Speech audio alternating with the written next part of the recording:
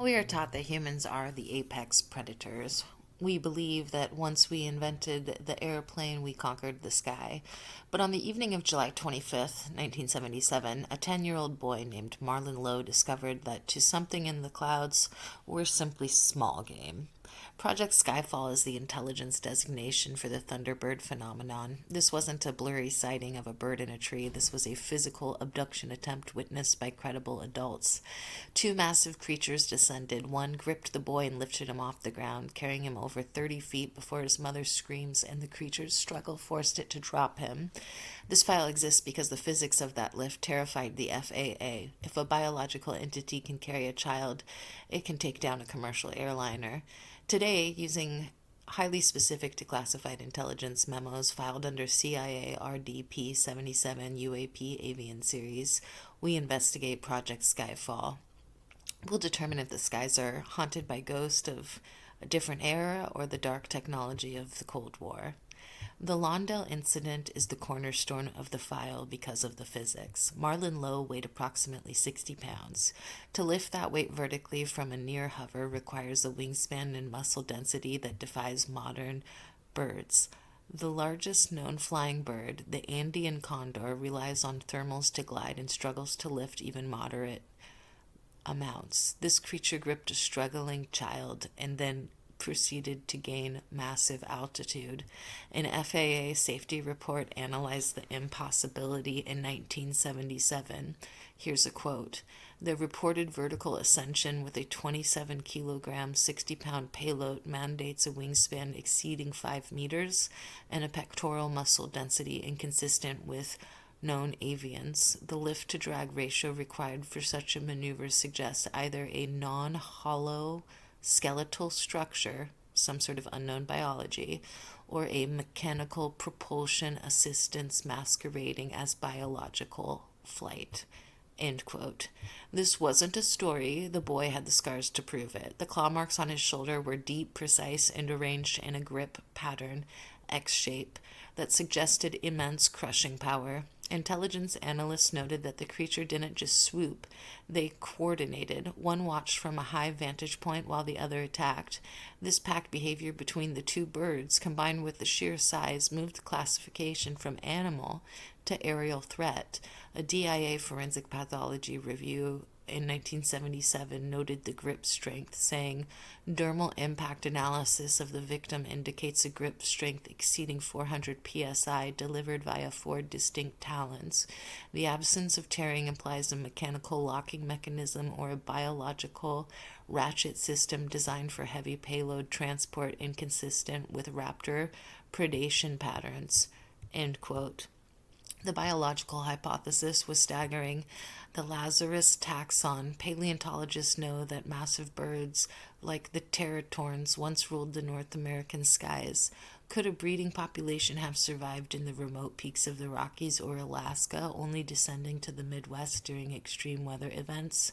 The 1977 sighting wasn't isolated. It was part of a massive wave of big bird sightings across Texas and Illinois. The creature was real, biological, and hungry. A CIA biological review assessed the survival probability in 1978 in document CIA RDP77 avian relic analysis. Quote, the persistence of Thunderbird sightings along known migratory corridors suggests the potential survival of a mega avian relic species. While improbable, the creature's morphology aligns with the fossil record of a Teratornis, representing a significant uncatalogued hazard to low-altitude civilian aviation. End quote. But there was a darker, more paranoid theory held by the DIA. The 1970s saw the birth of biomimetic drone technology. The CIA had Project Aquiline, a bird drone program. Could the Thunderbirds be massive covert surveillance platforms designed to look like birds? A drone this side could carry heavy camera equipment or a child-sized payload test dummy. The abduction might have been a test of the drone's grappling capabilities, a payload retrieval test that went wrong when it targeted a living subject.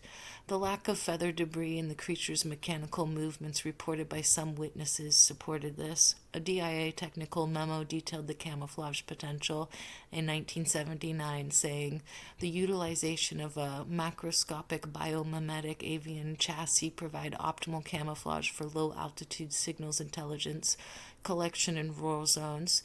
The reported abduction attempt may represent a payload retrieval malfunction of a prototype autonomous aerial recovery system disguised as indigenous fauna. End quote. Whether biological or mechanical, the Thunderbirds posed a massive risk to air traffic. A collision with a 200-pound bird would disintegrate a small plane. The file contains references to unexplained structural failure in small aircraft in the Midwest, crashes blamed on turbulence that may have been impacts with these titans. The FAA quietly routed traffic away from the migratory hotspots without ever admitting why, creating a protocol known as the gremlin effect, pilots seeing things that they knew they couldn't report without losing their wings. The operational failure of Project SKYFALL was total airspace denial. The U.S. government could not secure the skies against a threat that looked like nature itself. The investigation into Lawndale was inconclusive but terrifying. The family was ridiculed, but the intelligence community knew the truth. Something with a 15-foot wingspan and the strength to lift a human is patrolling American airspace. Project SKYFALL remains an open wound in aviation security. We control the ground, but we do not own the sky. Project SKYFALL proves that the most ancient archetypes, the monster from the sky, can have the most modern technological explanations. Whether it was a dinosaur or a drone, it haunted us. The CIA's final avian threat assessment from 1980 is quoted as followed. The Lawndale anomaly confirms the existence of a high-lift aerial asset operating within domestic airspace. Whether biological relic or classified technology, the asset's capability to engage and lift a 30-kilogram payload constitutes a verified threat to civilian safety and necessitates the implementation of Avian Hazard Protocol 7 for all low-altitude regional flights. End quote. We've covered the terror of the skies. Now we crash back down to Earth, specifically into the Florida brush, where a family found something that refused to stay dead, refused to stay still, and refused to be identified. Next time we're pivoting to a file on recovered non-terrestrial hardware, Project Moondust, the USAF and CIA analysis of the Betz mystery sphere found in Florida in 1974. We will analyze the intelligence reports on this seamless 22-pound stainless steel orb that reportedly moved on its own, reacted to music, and defied ballistic analysis by the U.S. Navy. We'll use CIA RDP82 space recovery memos to assess the core question: was the Betz sphere a piece of loose Soviet space junk, a lost terrestrial industrial valve, or, as the Navy's failed X-rays suggest, an autonomous alien probe containing a microscopic antimatter reactor? The documented truth of Project SKYFALL proves that monsters can fly, and if this deep dive into the archives has captured your focus, your support is vital as we investigate the sphere that watched a family. I'll see you in the archives.